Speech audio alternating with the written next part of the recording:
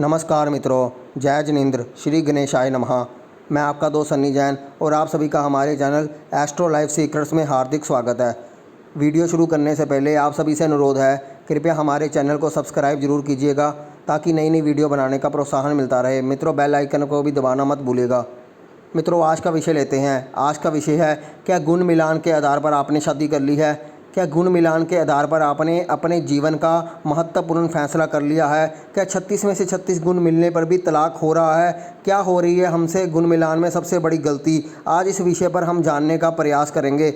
मित्रों, सबसे पहले हमें गुण मिलान और कुंडली मिलान के अंतर को समझने की कोशिश करनी चाहिए। ज़्यादातर मित्र, जब हमारे रिश्ते की बात चलती है, जब हमारे रिश्ते के समय कुंडली मिलान की बात की जाती है, तो हमसे अधिकतर लोग कंप्यूटर में वर वधू की कुंडली डालकर, उनकी डिटेल डालकर गुण को मिला लेते हैं। कुछ मित्र जो कुंडली मिला नहीं पाते सॉफ्टवेयर के माध्यम से, वो पंडित जी के द्वारा गुण मिलान का पता कर लेते हैं और फिर अपने जीवन का महत्वपूर्ण फैसला गुण मिलान के आधार पर कर लेते हैं। क्योंकि ज़्यादातर लोग ये देखकर खुश हो जाते हैं कि हमारे 36 में से 36 गुण मिल गए, 36 में से 34 गुण मिल गए, या 36 में से 30 गुण मिल गए हैं, या 25 मिल गए हैं, 18 से ज़्यादा मिल रहे हैं, तो उनको लगता है कि अब इस शादी को स्वीकृति प्रदान कर देनी चाहिए।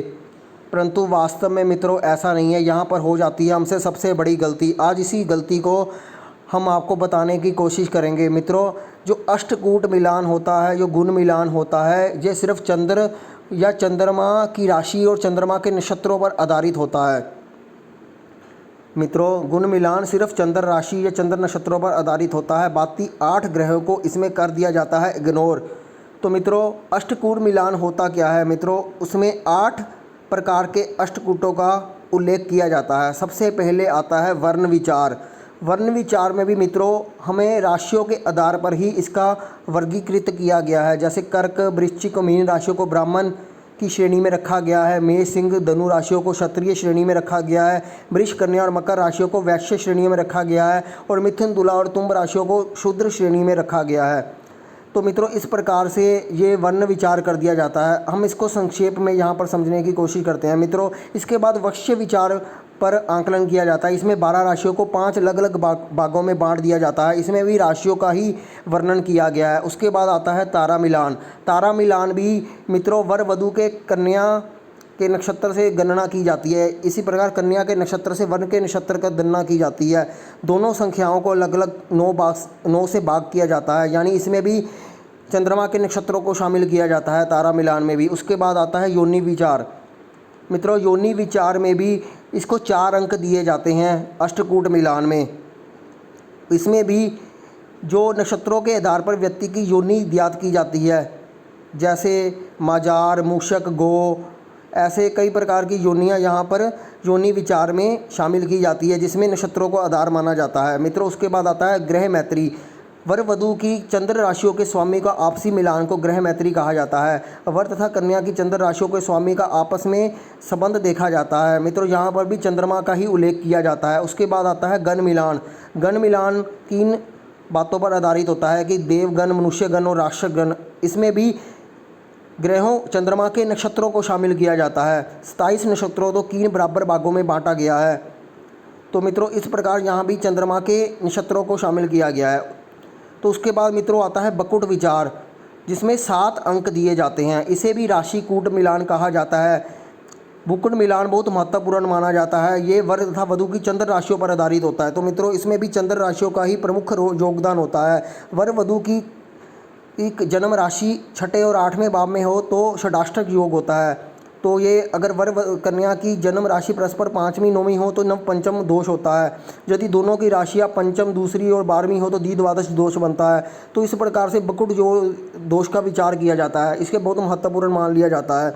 मित्रों, उसके बाद आता है नाड़ी दोष विचार। वर वधू की कुंडलियों में उसके जन्म नक्षत्र के आधार पर उसके नाड़ियों का वर्गीकरण किया जाता है। इसको भी 3 भागों में बांटा गया है, आदि, मध्य और अनत्य नाड़ियों। मित्रों, इस पर नाड़ी दोष विचार पर मैंने एक अलग से वीडियो बनाया था, जिस पर आप सभी लोगों ने बहुत प्यार दिया था। उस वीडियो को आप दोबारा देख सकते हैं। इसके डिस्क्रिप्शन बॉक्स में मैं उसका लिंक डाल दूंगा। आप उस पर विस्तृत रूप से उसके बारे में जानकारी प्राप्त कर सकते हैं। तो मित्रों यहाँ पर भी चंद्र के नक्षत्रों का ही योगदान है। तो इस प्रकार से आपने देखा कि जो अष्टकूट मिलान हम कर रहे हैं उसमें कहीं ना कहीं चंद्र या चंद्र के नक्षत्रों पर आधार मानकर हम अपने जीवन का बहुमूल्य फैसला करते हैं, जो बहुत ही गलत बात है। मित्रों जब भी हमने जन्म कुंडली का मिलान करना है तो हमें दोनों की कुंडली को मिलान करना सबसे ज़्यादा प्रमुख होता है। इस बात तो आपको समझना होगा। अगर यहाँ पर आपने गलती कर दी तो आपके जीवन की सबसे बड़ी समस्या बनकर ये सामने आएगी और तलाक जैसी स्थिति से आपको गुजरना पड़ेगा। अगर आप शादी करने से पहले 1 घंटा भी अपनी जन्म कुंडली को दे देते हो, अच्छे तरह से विश्लेषण करवा देते हो, तो सारी उम्र आपको पछताना नहीं पड़ेगा। ये महत्वपूर्ण जीवन का फैसला है, इसलिए इसको बहुत ज़्यादा लाइटली मत लीजिए।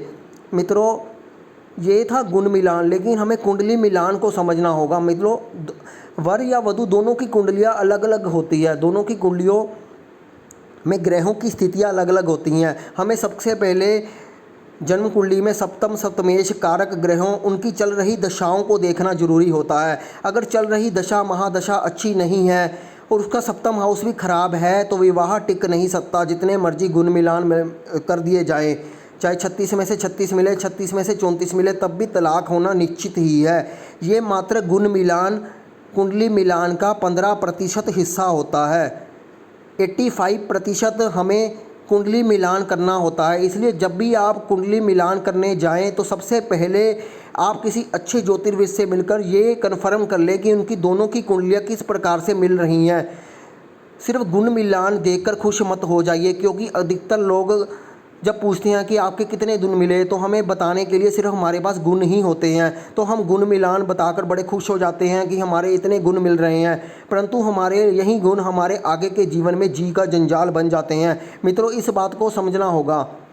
मित्रों आप में से ज़्यादातर मित्र ये प्रश्न कर सकते हैं कि पुराने समय में जो हमारे माता पिता है, बुजुर्गों के समय में सबकी शादियाँ चल जाती थी, वहाँ पर गुण मिलान भी नहीं किया जाता था और उनके पास जन्म तिथि भी नहीं होती थी, तब भी शादियां कैसे चल जाती थी। तो मित्रों इसका भी सबसे बड़ा और सरल कारण ये है कि उस समय में बृहस्पति का पूर्ण रूप से प्रभाव होता था।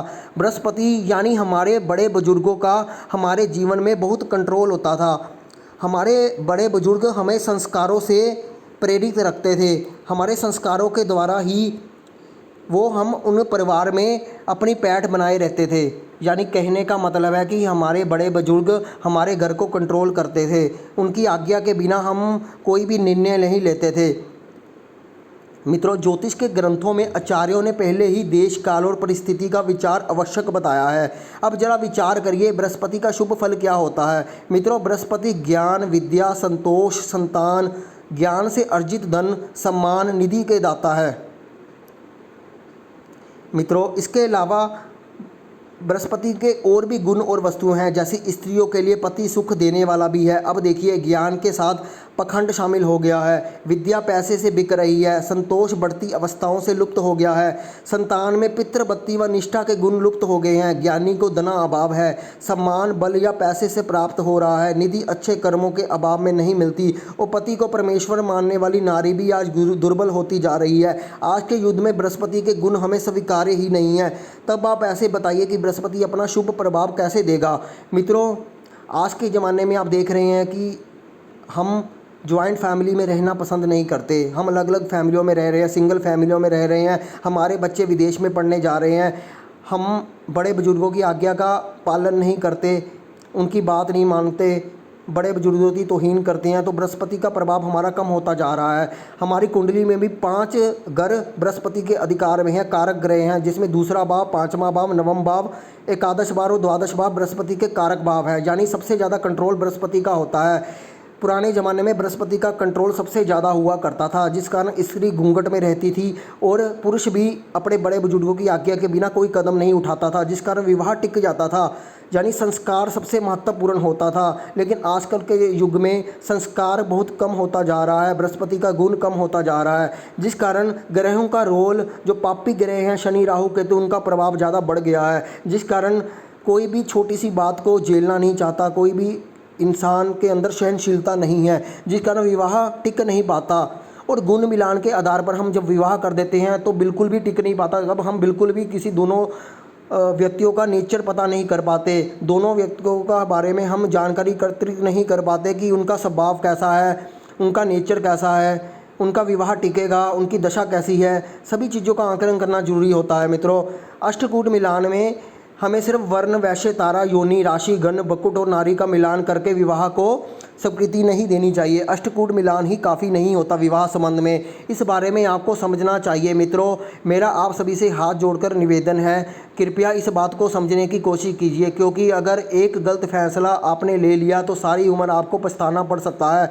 मेरा उद्देश्य सिर्फ जागरूक करना है, निर्णय आपको स्वयं ही लेना है अपनी बुद्धिमत्ता के द्वारा। इसलिए इस वीडियो को ज़्यादा से ज़्यादा लोगों में शेयर कीजिए ताकि लोगों का भला हो सके। मित्रों, गुण मिलान को लोग समझ पाएँ कि गुण मिलान करके शादी को स्वीकृति देना सही बात नहीं है। हमें कुंडली मिलान पर फोकस करना है, दोनों की कुंडलियों का अलग अलग तरीके से विवेचन करवाएं। लड़का और लड़के की दोनों की कुंडलियों में देखें कि विवाह का सुख कैसा है, उनकी चल रही दशा, महादशा, अंतरदशा कैसी है, वो कहीं परेशानी वाली तो नहीं है, और ग्रहों का गोचर उनकी जन्म कुंडली पर कैसा चल रहा है, तब विवाह का हमें निर्णय लेना चाहिए। एक छोटा सा आपका लिया हुआ गलत निर्णय आपके भविष्य को अंधकारमयी कर देगा, इसलिए पहले ही सावधान होने की ज़रूरत है। मित्रों, उम्मीद करता हूं कि आपने इस विषय को अच्छे से समझने का प्रयास किया होगा। अगर आपने इस वीडियो को अच्छे से समझा है तो मित्रों वीडियो को शेयर कीजिए, अपने मित्रों को भेजिए और वीडियो को लाइक कीजिए, सब्सक्राइब कीजिए चैनल को।